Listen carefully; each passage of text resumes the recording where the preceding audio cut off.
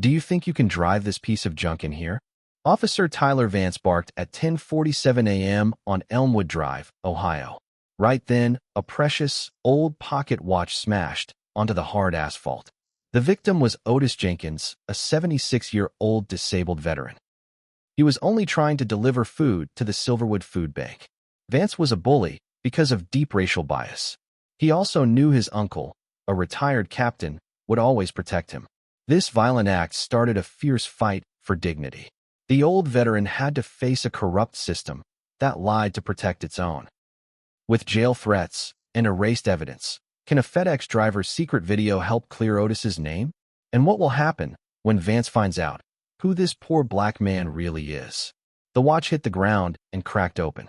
The glass face split in two clean pieces. Otis Jenkins did not yell. He did not even flinch. He just looked down at the broken watch on the ground. His hands started to shake, not from anger, from something deeper than anger. That watch belonged to his father. His father carried it through 2 wars. Now it lay in pieces on cold asphalt. 10 minutes earlier, none of this had happened yet. Otis had parked his old white van outside Silverwood Food Bank. The van had 214,309 miles on it. The paint had faded from red to a dusty pink over 11 years. Otis pulled 23 boxes of canned soup from the back. He moved slow because his left knee had a steel rod inside it. That knee came from a roadside blast in 1971. Otis served 2 tours as a combat medic in Vietnam. He saved 11 men during his second tour alone. He never once talked about it like it was heroic. To him, it was just the job. Wrap the wound. Stop the bleeding. Get the man home to his family. He came home himself in 1972, quiet and changed. He carried pieces of that war inside him for the rest of his life. Some nights, loud sounds still made his shoulders tense without warning. A slamming door, a car backfiring down the street. He learned to breathe, through it slowly, the way his old sergeant taught him. In through the nose, out through the mouth. He never talked about the war. Not to strangers, not even to most of his neighbors on Bellwood Street. His daily life looked simple from the outside. He woke at 5:15 every morning. He fed his old cat, Biscuit, exactly 1 scoop of food. Then he drove his van to volunteer 3 days a week. He believed in quiet work. He believed loud talk solved nothing. His late wife, Coretta, used to say he had the patience of a mountain. She passed 4 years ago from heart failure. Since then, Otis kept 1 photo of her on his dashboard. He also kept his father's pocket watch in his shirt pocket every single day. The watch was not worth much money, maybe $40 at a pawn shop, if that, but it meant everything to Otis. His father gave it to him the day he shipped out to basic training. Inside the watch, a small note sat folded under the back plate. It said, "Come home safe, son. Time is the only thing I can give you." Otis read that note maybe once a year on hard days. Most days, he just carried the watch, closed, in his shirt pocket. That Tuesday morning, Otis carried 23 boxes into the food bank kitchen. He shook hands with Pastor Reyes, who ran the shelter. "You're a blessing, Otis," Pastor Reyes said. "This whole block would go hungry without you." Otis just nodded. He never liked compliments much. He liked showing up. That was enough for him. He walked back outside to grab the last few boxes from his van. That is when Officer Tyler Vance pulled up behind him. Vance parked his cruiser crooked, blocking half the lane. He stepped out slow, sunglasses on, thumbs hooked in his belt. Tyler Vance was 34 years old. He stood 6'2", with broad shoulders, from years at the gym. He wore a fresh haircut every single week. He drove a black truck worth $61,000, paid for mostly by his uncle.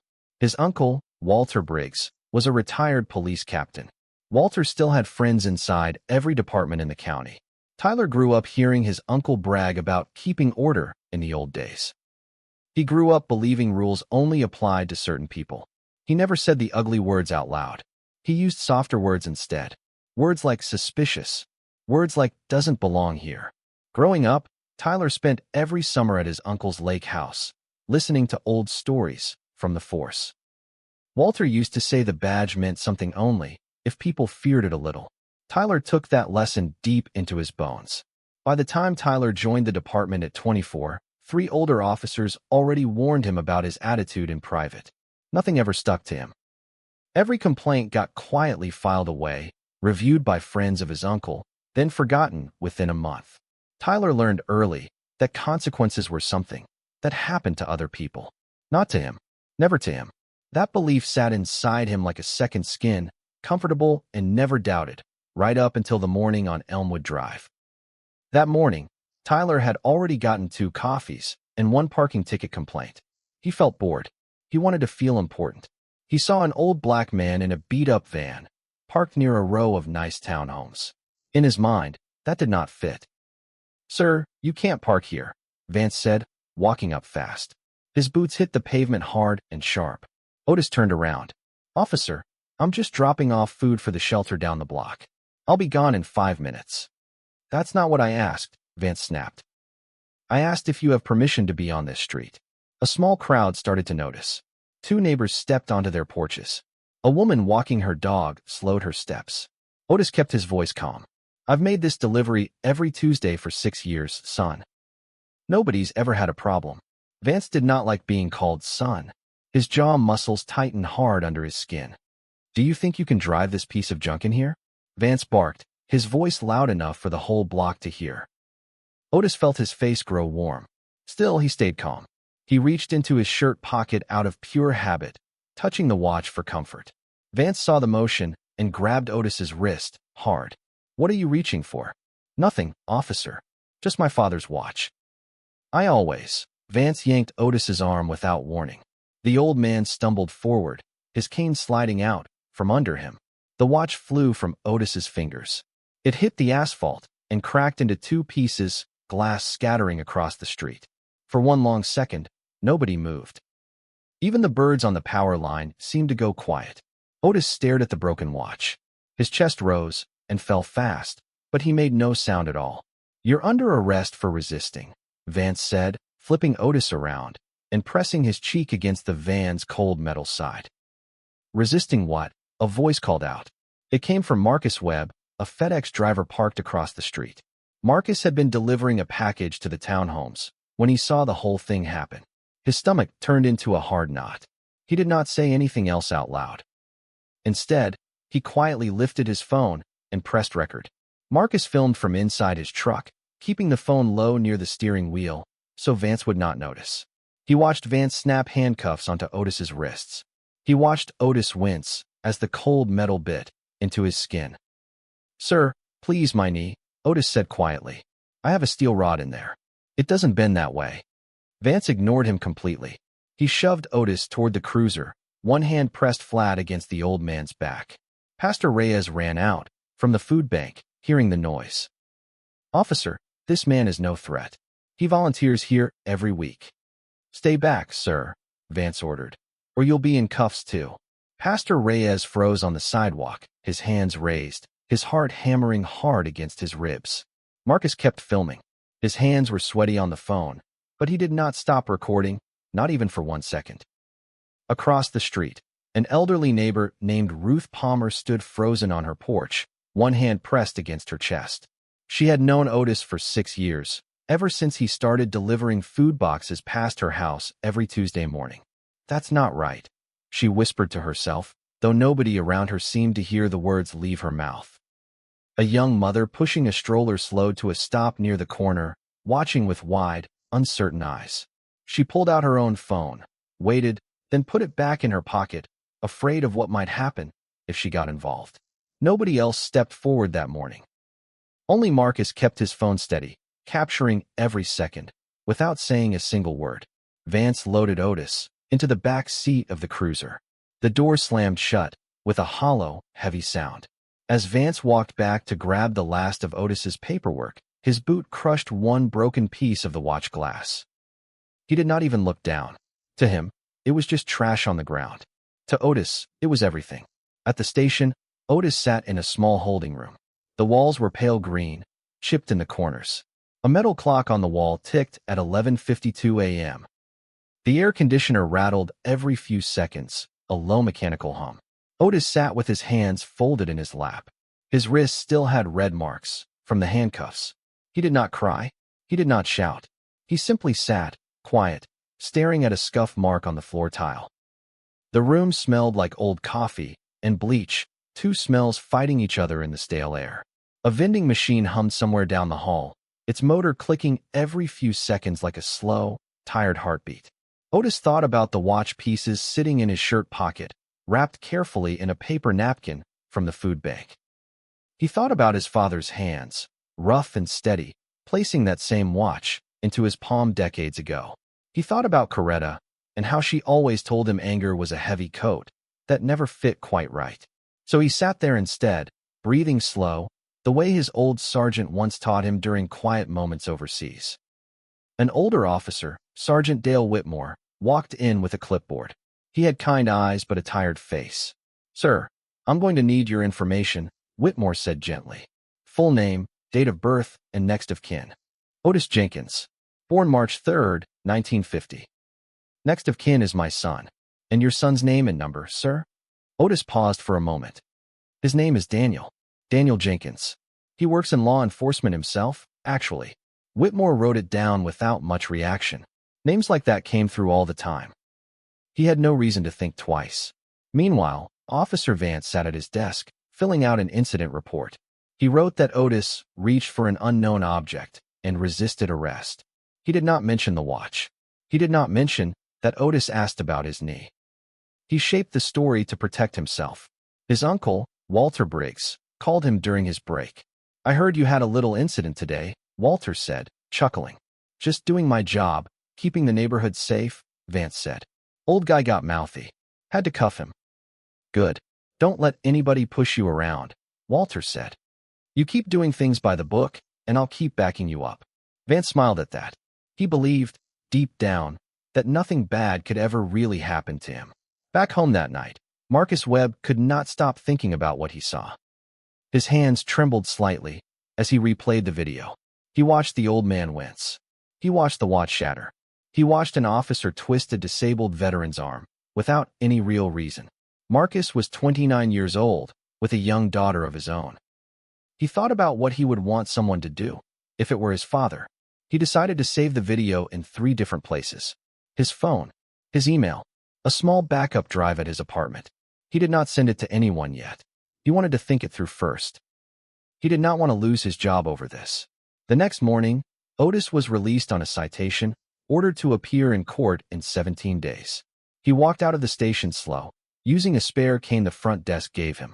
His original cane sat bent in an evidence bag. Pastor Reyes picked him up outside. "Otis, I am so sorry. This never should have happened to you." "It's all right, Reyes.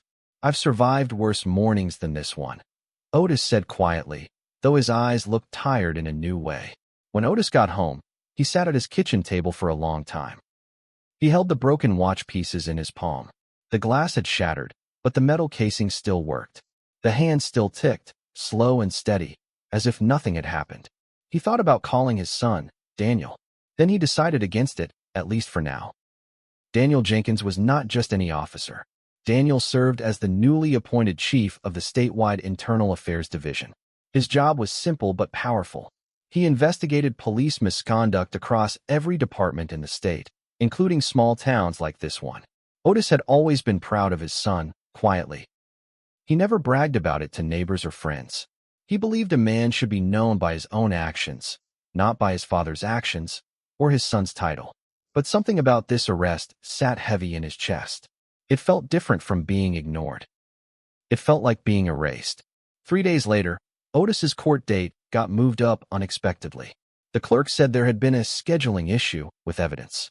In truth, Officer Vance had asked a friend in records to quietly delete the dashcam footage from that morning. The friend, a records clerk named Priya Anand, waited at first. Vance told her the footage was corrupted anyway, so it did not matter. Priya trusted him. She marked the file for deletion at 2:14 p.m. that Thursday afternoon. She did not know Marcus Webb had his own copy. Nobody had bothered to ask about outside witnesses at all. Meanwhile, Vance started to feel nervous, just slightly. He noticed his uncle calling more often, asking quiet questions. "Just making sure everything's clean," Walter said one evening. "No cameras causing trouble, right?"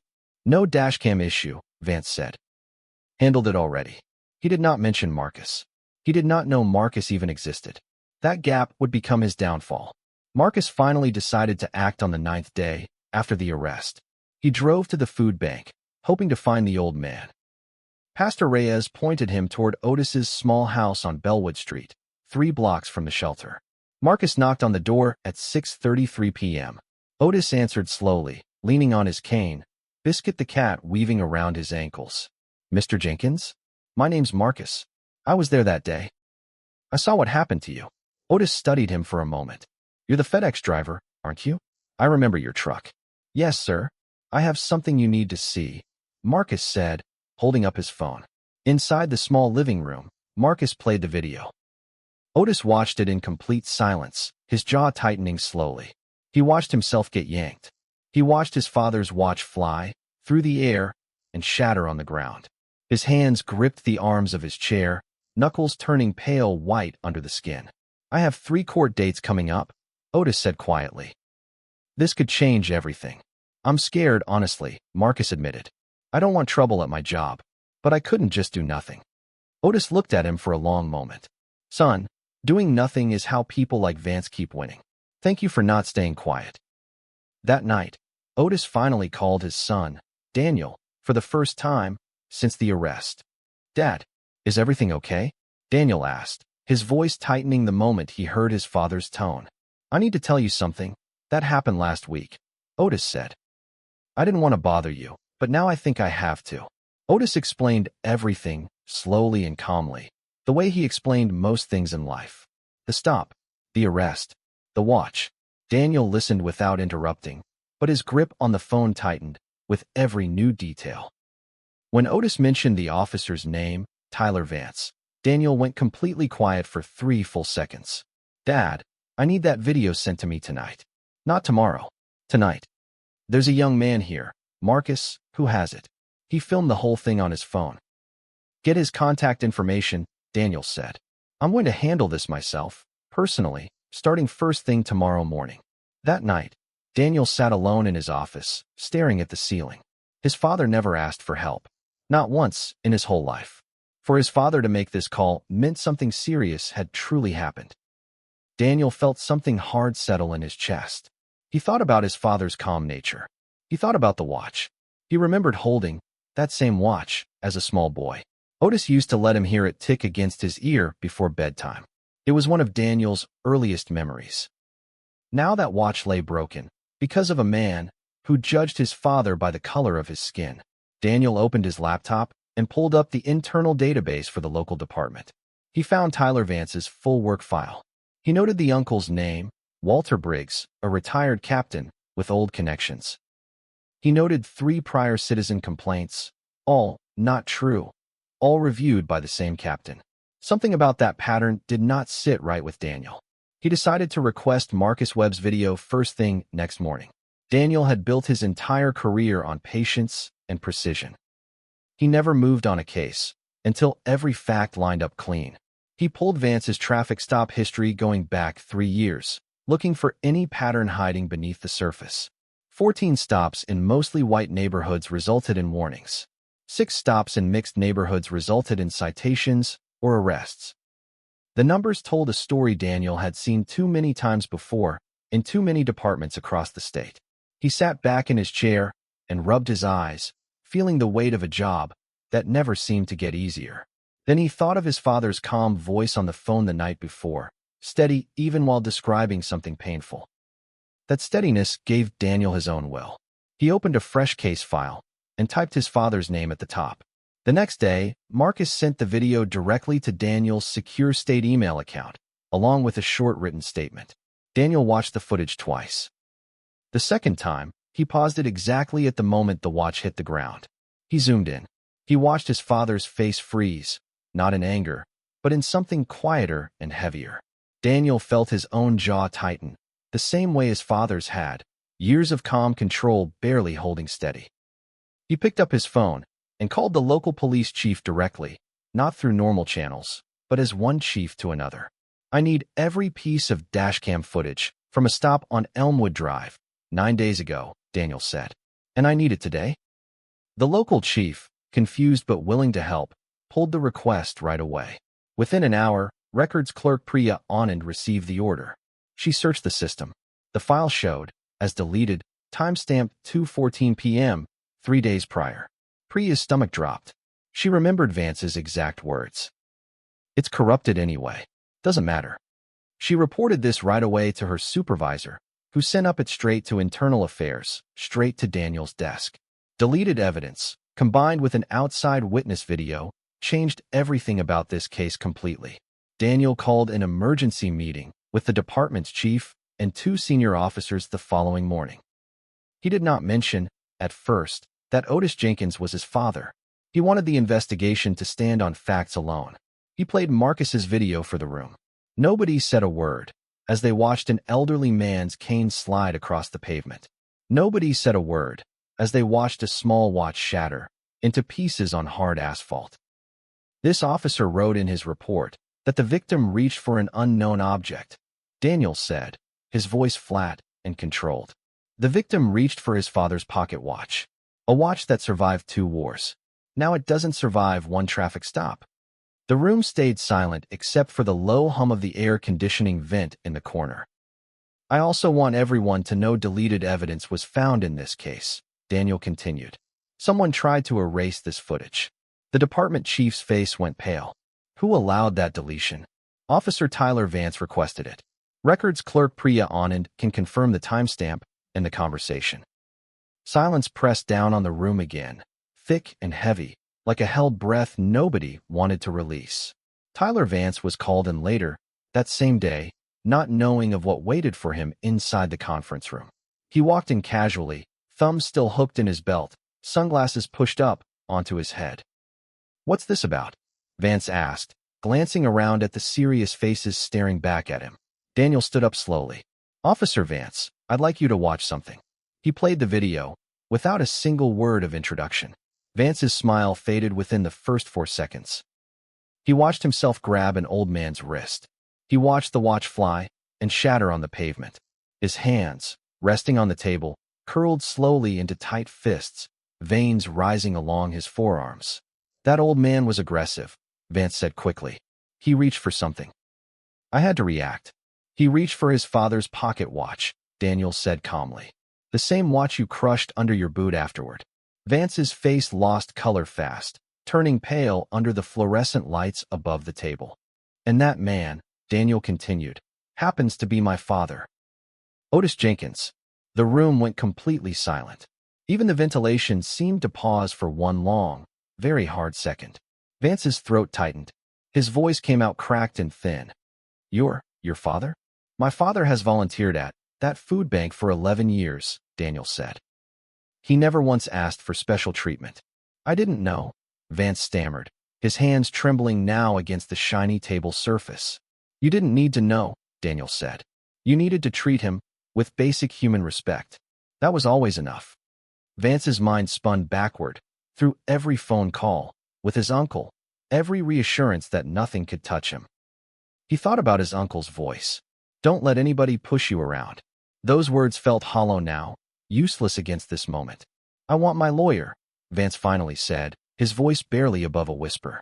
You'll have every right to one, Daniel said.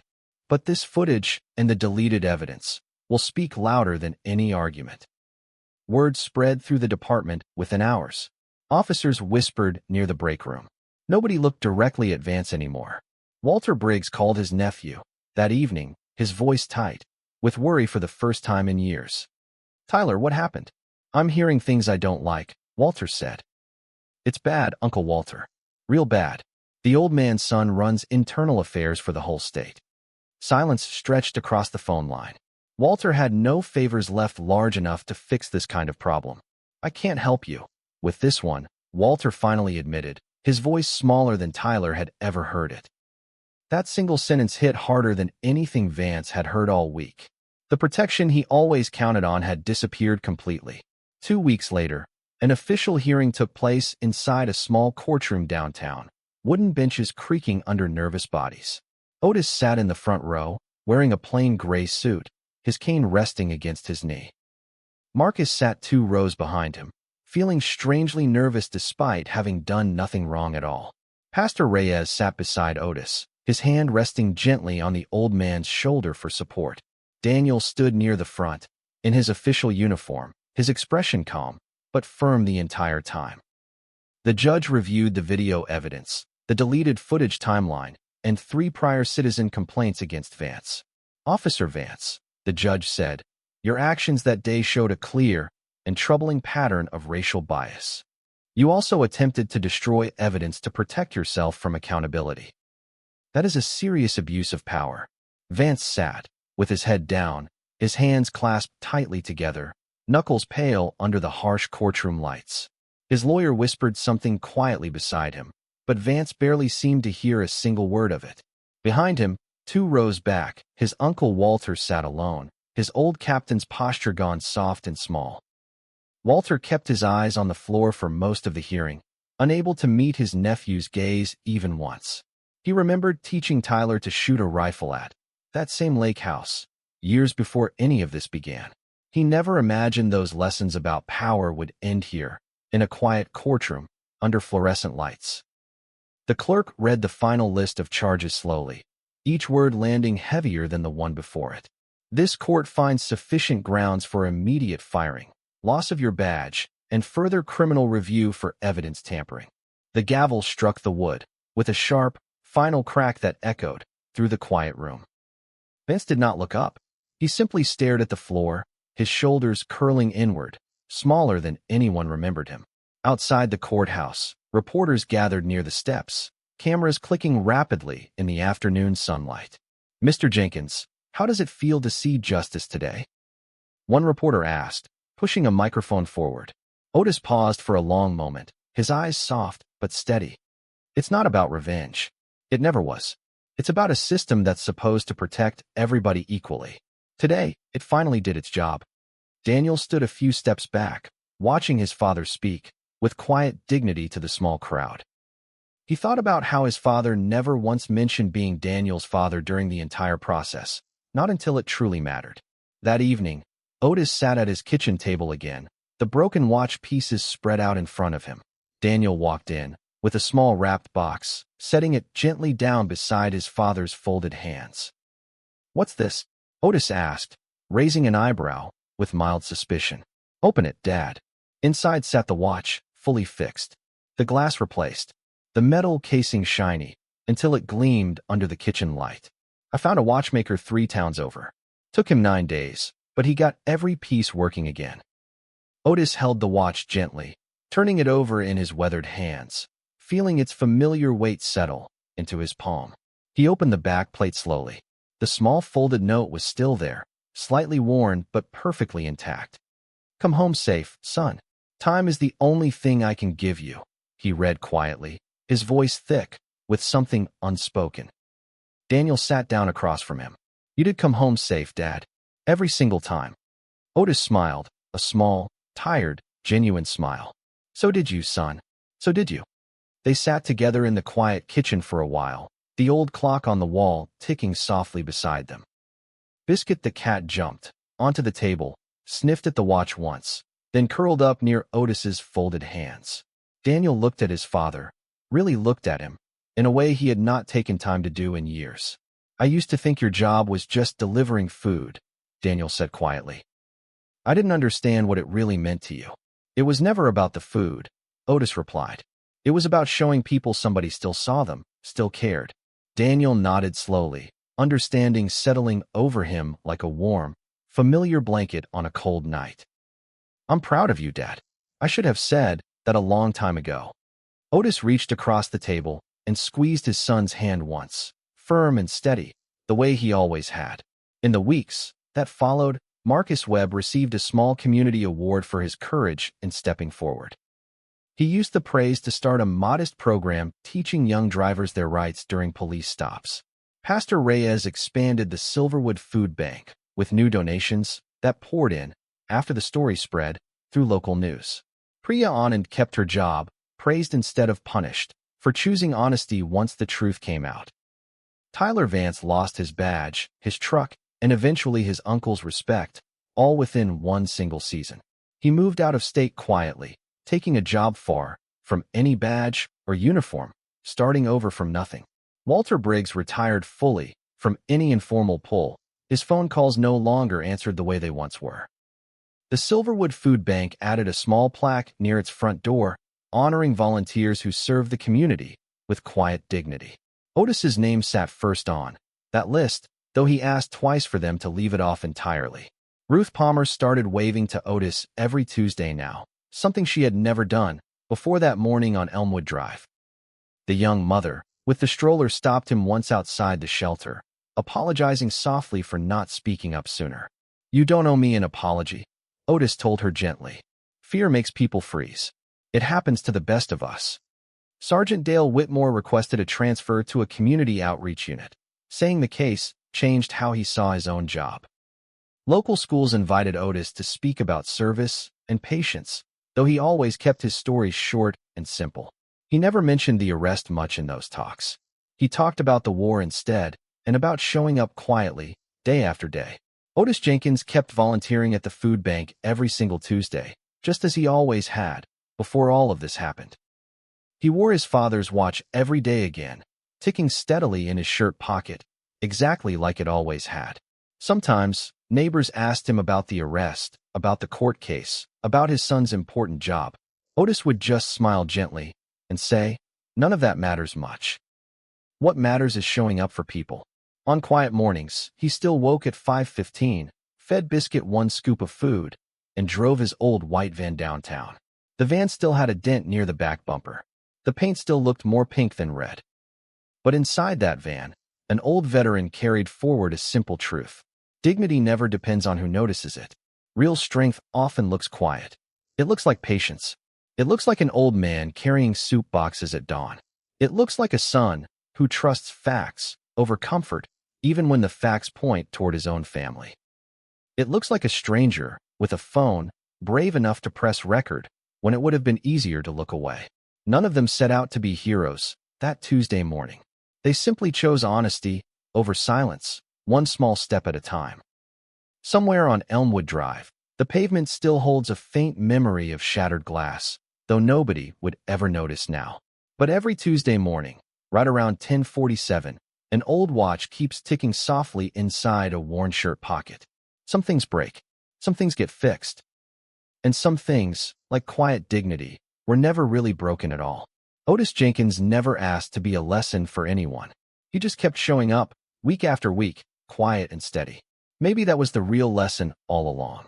Show up, stay kind, let your actions speak louder than any badge ever could.